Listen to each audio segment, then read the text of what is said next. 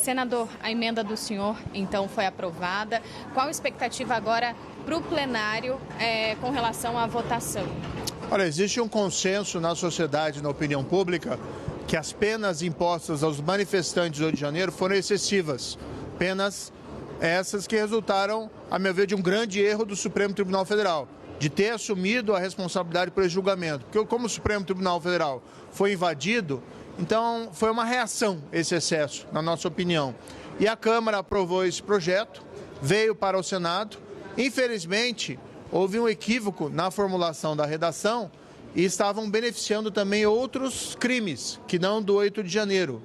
A meu ver, sem que houvesse essa intenção, um erro de redação. Eu apresentei uma emenda, foi acolhida pelo senador Esperidião Amin, para que nós colocássemos o projeto no seu leito próprio, que é o leito próprio de ser destinado exclusivamente àqueles condenados no âmbito do 8 de janeiro. Aí envolve tanto os manifestantes como também Bolsonaro e os generais. Os manifestantes terão uma redução bastante expressiva da pena. Eu, particularmente, defenderia a anistia, porque não houve individualização das condutas e, a meu ver, o Supremo não era o foro próprio. Eles não tiveram direito à ampla defesa.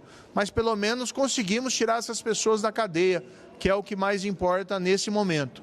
Então, considerando o placar da CCJ, provavelmente também deve ser aprovado no plenário. E a emenda não muda o mérito, não volta, então, para a Câmara? Não volta para a Câmara. Houve até uma deliberação sobre isso na própria CCJ e houve ali um posicionamento da maioria, inclusive sufragada pelas lideranças, de que seria uma emenda meramente de redação. E de fato é, porque se a gente for ver o debate que houve na Câmara, nenhum momento se cogitou em estender aqueles benefícios para outros crimes.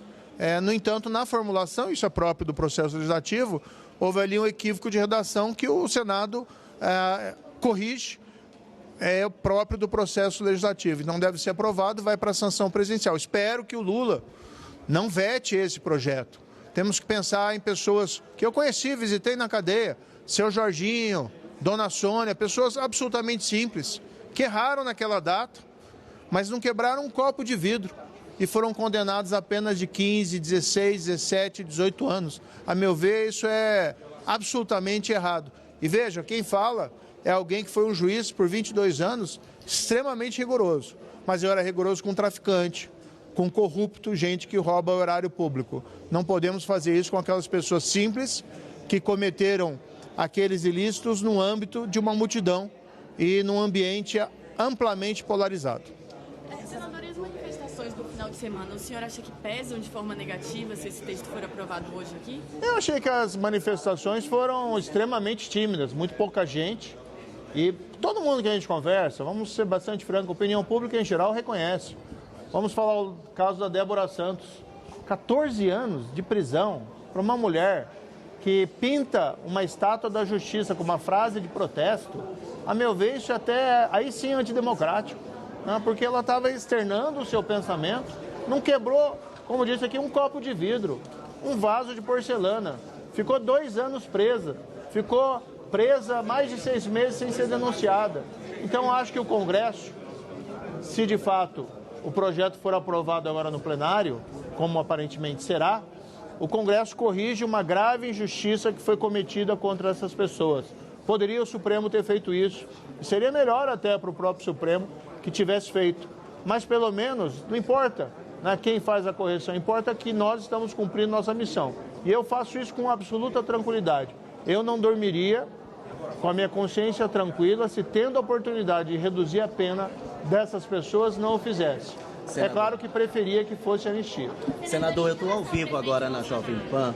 O presidente Lula já disse nos bastidores que, se for aprovado agora em plenário, ele vai vetar esse texto. Os senhores já estão estudando derrubada de veto, os próximos passos? Olha, o Lula perdoou tanta gente que corrompeu e roubou a Petrobras. Ele disse que é amigo lá do José Dirceu, ele elogia o Vacari. Ele foi tão leniente com a corrupção, com esses apenados, condenados, que muito me surpreende que ele queira aqui tratar com excesso de rigor gente como o seu Jorginho, Dona Sônia e Débora do batom, que pintou o batom na estátua. Então, espero que isso não aconteça.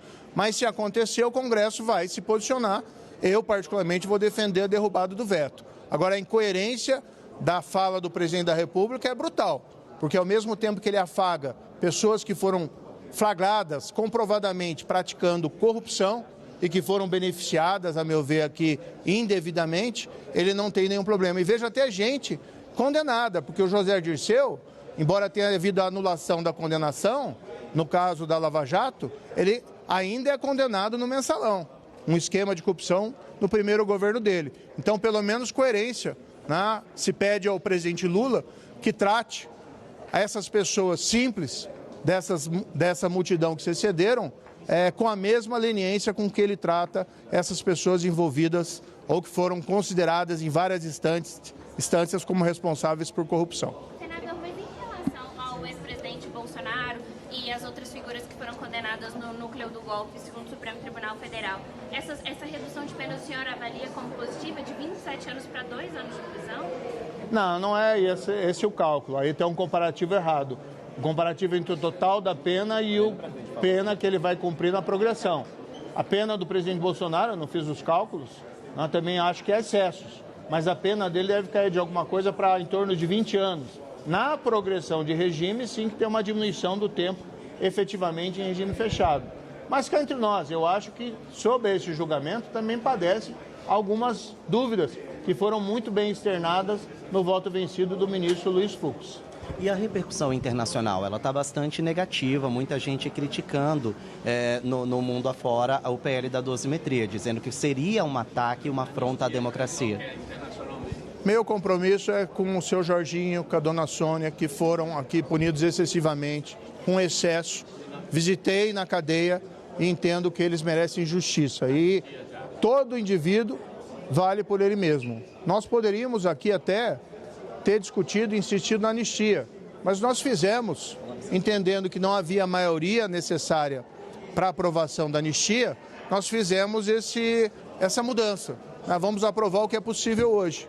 Eu não entendo aí que internacionalmente isso vai repercutir negativamente, porque duvido que os correspondentes internacionais entendam que alguém como Débora Santos tem que ficar 14 anos na prisão. Obrigado, senador. Obrigado.